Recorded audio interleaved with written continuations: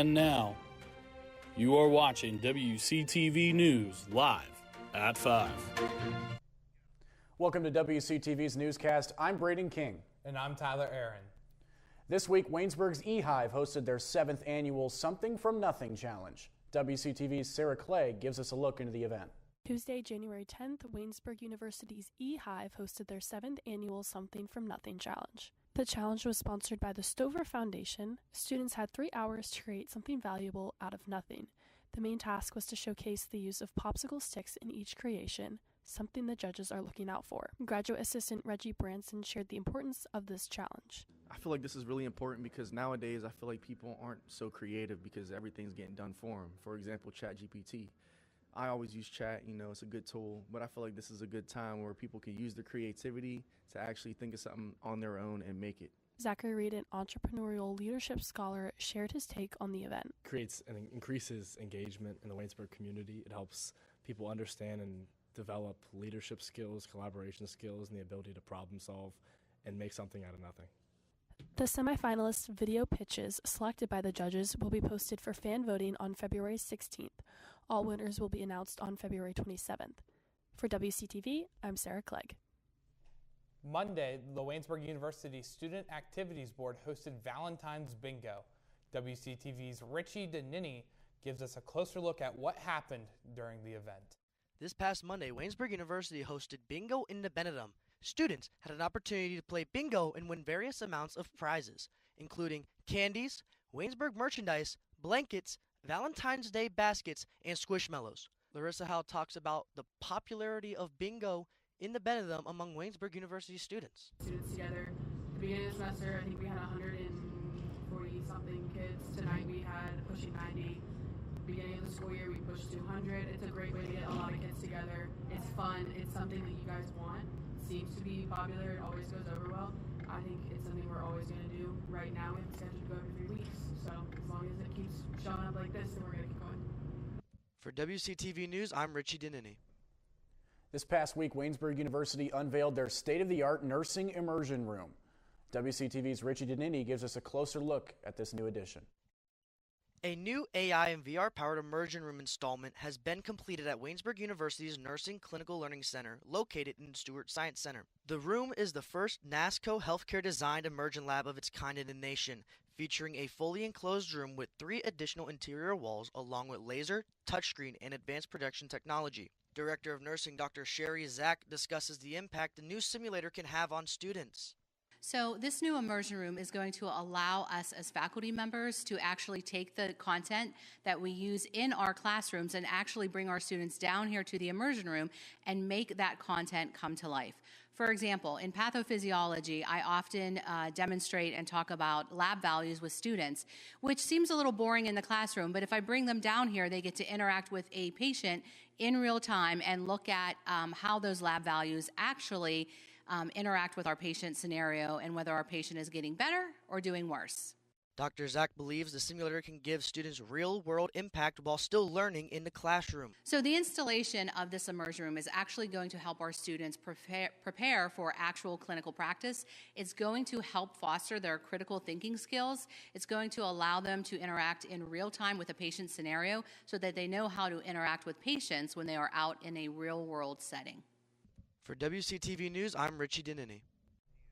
During winter break, Waynesburg University hired a new football head coach, Larry Wilson. WCTV's Ethan Spazarski gives us a look into who Coach Wilson is and what he brings to Waynesburg football. Waynesburg University recently hired Larry Wilson as the Yellow Jackets' next head football coach. Wilson becomes the 24th head coach in program history. And in fact, when looking into the job for Waynesburg, Wilson believes the program aligns really well with his personal beliefs. I believe in getting a great hands-on education. I believe in achieving academically and that correlating to achievement on the football field. So when you look at the student-athlete aspect of it, I thought it was a great opportunity. Wilson carried on to say that his goal, not just at Waynesburg, but in life, has been to help develop men through football. I believe like my life purpose is developing men through football. So everything that I do and the staff that's with me is all about growth and development, because we truly believe until you change the man, you can't change the player. Wilson's impact has already been heard by players like starting quarterback Luke Hudson and all-PAC running back Zane Cawley. Cawley said, quote, "I can definitely say that these coaches are super motivated and passionate about the team and the love and the stadium and for the environment we have at Waynesburg. I can say that the team is super pumped and probably the most I've seen this group be motivated to dominate every day in the weight room and the classroom." Wilson is only a month into his tenure and already has his staff picked out for next season. Wilson said he has enjoyed his time thus far, not just to build the team, but Waynesburg University as a whole. For a more extensive interview, head over to WCTV Channel 14's YouTube page to see his interview on Jacket Sports Weekly with Brett Gambita. For WCTV Channel 14, I'm Ethan Spazarski. Coming up for Waynesburg students is a Mardi Gras celebration on February 17th at 7:30 p.m. in the Beehive, hosted by Student Activities Board. Wednesday, February 18th, SAB will also be hosting a basketball layup relay race event that'll take place in between both halftimes of the men's and women's games. And the Eberly Library will be hosting a snack and game night February 20th at 6 p.m. To see all the upcoming events around campus, students can head to their MyConnect pages to find that link. Coming up next, ongoing search for Nancy Guthrie. Plus an update on the deadly hit and run from August of 2022.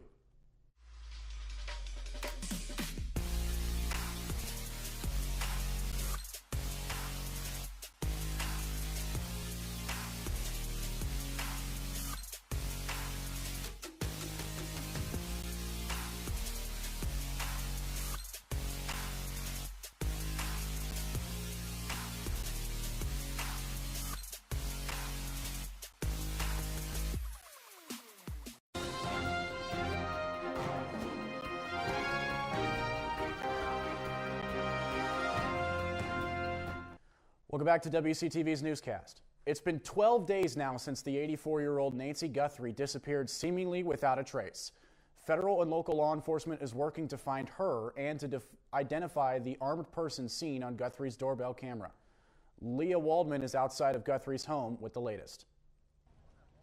Neighbors around Nancy Guthrie's home are being asked to look at their Ring doorbell camera for 2 dates, January 11th, almost 3 weeks before her disappearance, and January 31st.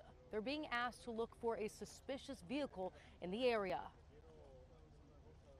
Children of 84-year-old grandmother Nancy Guthrie are desperately holding on to hope for her return. Today's show anchor Savannah Guthrie posting on social media urging people to look at this doorbell camera video and to call the sheriff's office or FBI with information. FBI agents are tediously searching the area near Guthrie's home to find anything left behind by that person. The idea that he's out there, he has to be asking himself now, well, what did I do with all that stuff? The New York Post is reporting investigators have seemingly recovered a black glove in the area, but it's not clear if authorities believe it's the same glove worn by the person seen in the doorbell camera footage. Experts say those videos and pictures are being scrutinized. That jacket that subject is wearing could be red, it could be blue, it could be white, but because of the IR effects on clothing or organic materials, it changes color. Meanwhile, the man who was detained and questioned by authorities over the disappearance of Nancy Guthrie is speaking out. Clear my name. That's all I want. He was released after several hours, and authorities did not file charges.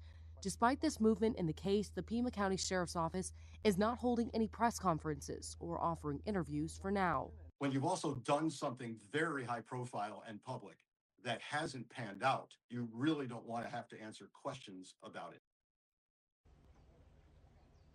Meanwhile, Savannah Guthrie has posted a new social media video, a tribute to her mother with old home videos and pictures saying, "Our lovely mom, we will never give up on her. Thank you for your prayers and hope." Lee Waldman in Arizona. A man accused of a fatal hit-and-run accident is back in New York City, where he faces several charges.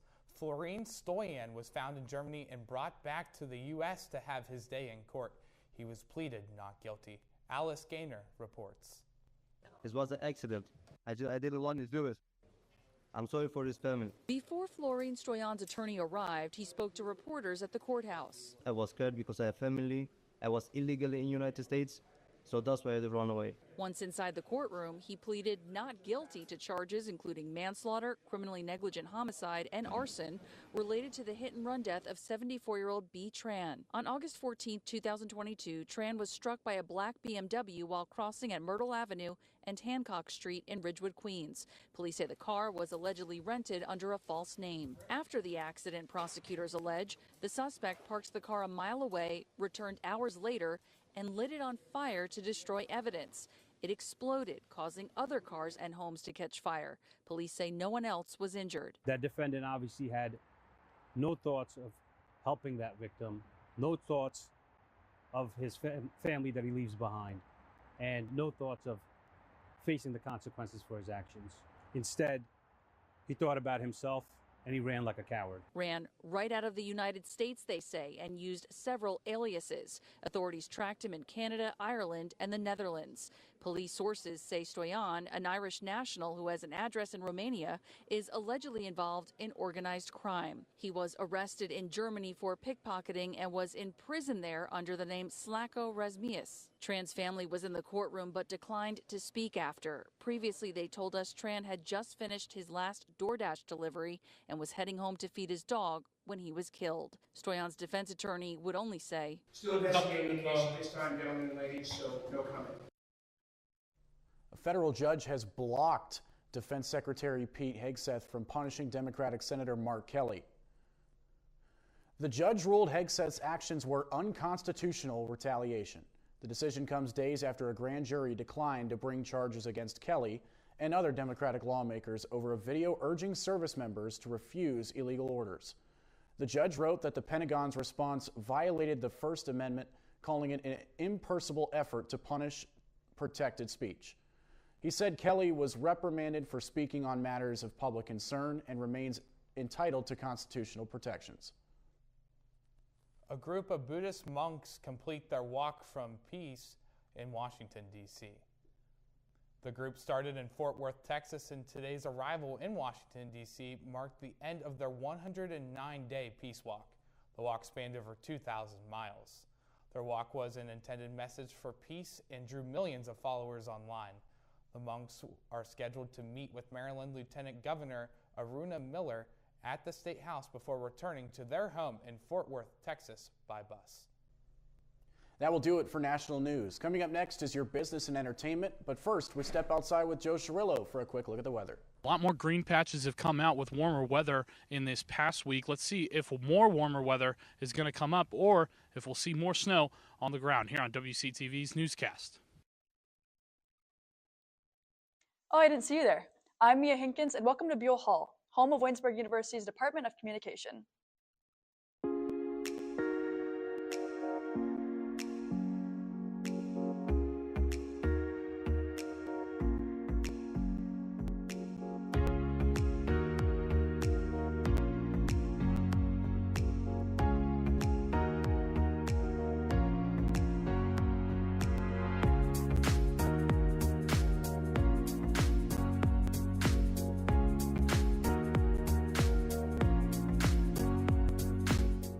If you visit our campus, you'll have the opportunity to attend some comm classes, enjoy lunch with our students, and watch us in action. We hope to see you here soon at Waynesburg University. To schedule your personal visit, go to waynesburg.edu/admissions/schedule-visit. Come grow with us at Waynesburg University.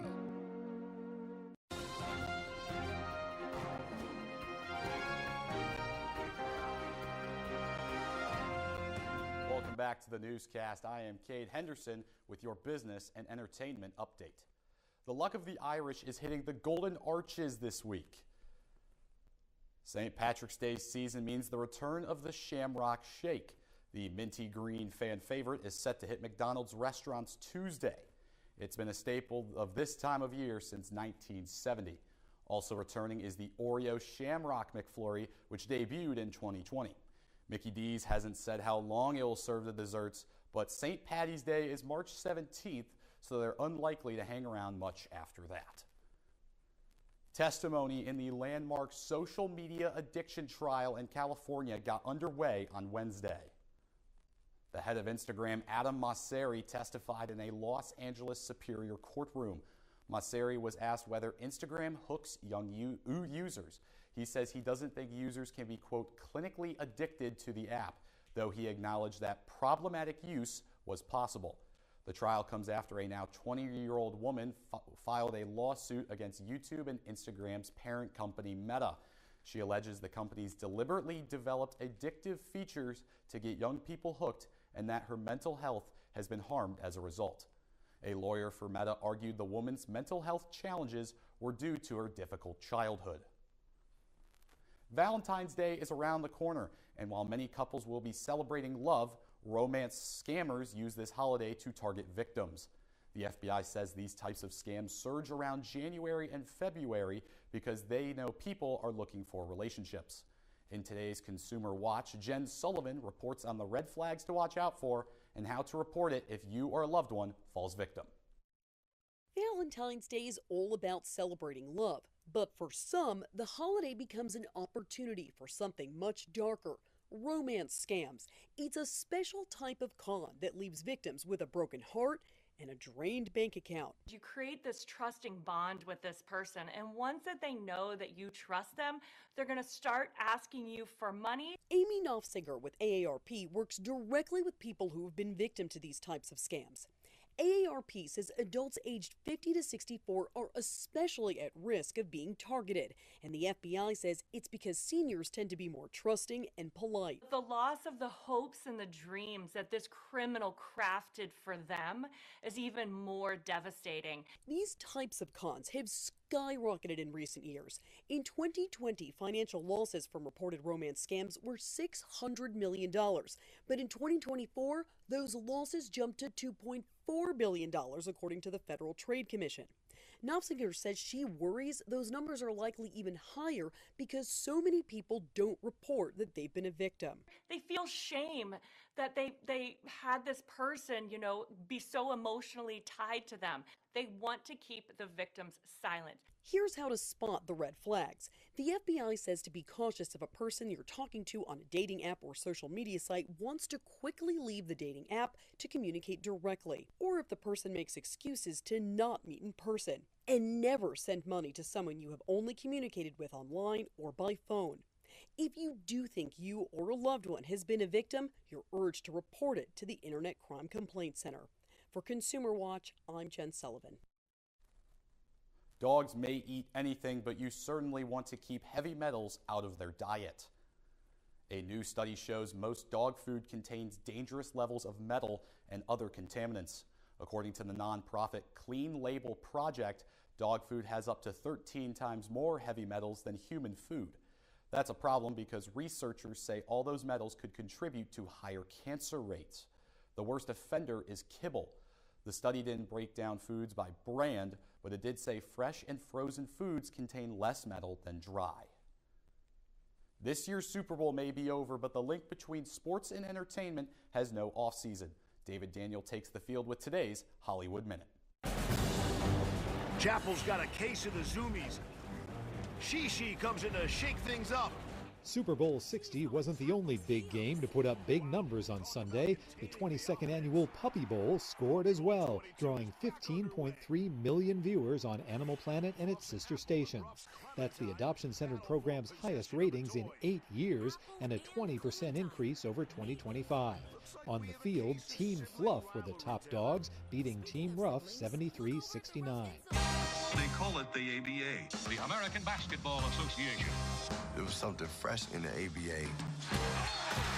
Soul Power, the legend of the American Basketball Association, looks at the 1960s and 70s pro league that gave its rival NBA such innovations as the slam dunk contest and the three-point shot, and such stars as Julius Dr. J. Irving. The documentary premieres today on Prime Video. Slammin' and jammin' in Hollywood, I'm David Daniel. That will do it for your business and entertainment update. I'm Cade Henderson. When we return on the newscast, Wyatt Clatterball has your sports.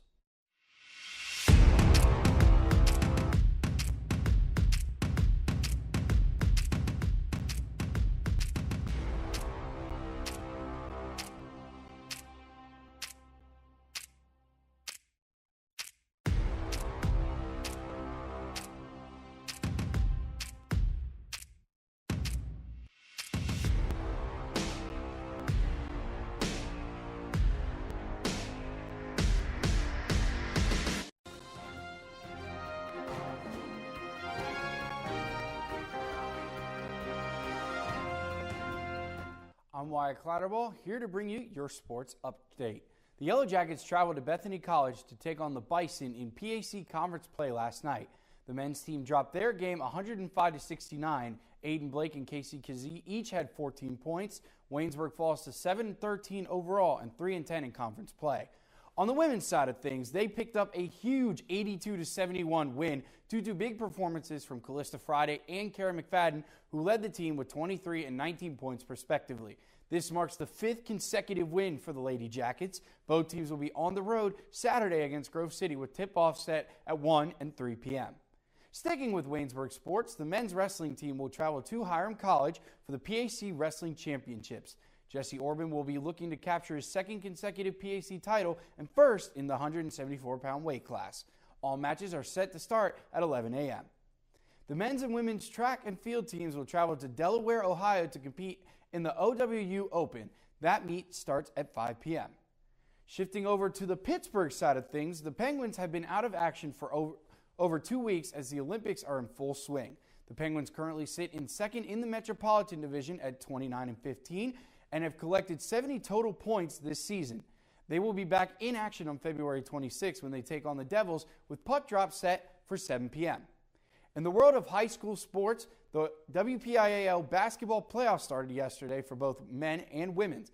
For the men's side, Upper St. Clair beat Newcastle, Chartiers Valley down Peters Township, Bell Vernon beat North Catholic, South Allegheny squeaked out a win against Aliquippa, Jeanette downed Union, and Neighborhood Academy got a good win against Sarah Catholic. As for the women's side, Upper St. Clair slipped past Norwin in a 6-point victory. Peters Township down South Fayette, who was the defending champs up until this point. Oakland Catholic won a close one against the Blackhawks, winning by 3 points. Greensburg CC beat Shadyside Academy. Aliquippa beat New Shannock by 3, and Union beat Clareton.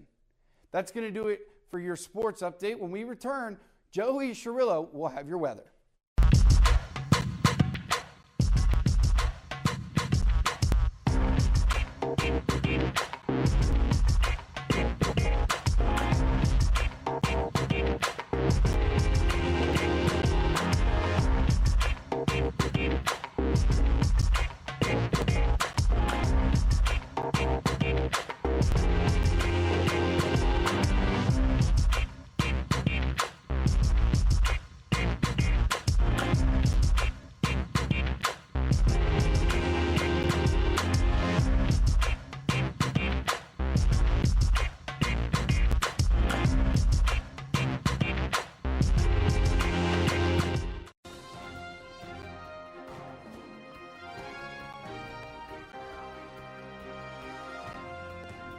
Good evening, everyone. I'm Joe Cirillo, weatherman for today. Let's get into the weather for this evening. Tonight has a high of 31 and a low of 18 with some cloudy conditions and a slight chance of snow flurries with the occasional breeze as well. So make sure to keep a jacket or hoodie close by this evening. For the upcoming weekend, Friday has some slightly nicer weather, just warming up with a high of 38 and low of 25. For the Saturday, it becomes a lot warmer with the potential to see all of that snow go away that's on the streets and to see chances of full patches of grass. A high of 51 and low is 32. Moving on to Sunday, showers are expected, so make sure to prepare for your day accordingly with a high of 48 and a low of 29. As we transition into the full week forecast, the entire start of next week is bringing that warmer weather with highs in the mid-50s to 60s and lows in the mid-40s. Maybe that groundhog, after all, was wrong, and so stay tuned for more weather updates this week and in coming weeks for the newscast to find out if it gets warmer as we go on. That'll do it for myself here on the newscast. Let's go back to the desk with Tyler and Braden. That will do it for the newscast live at 5. For everyone behind the scenes and in front of the camera, thank you for watching. Stay tuned on our WCTV YouTube page and social media platforms for more Waynesburg content.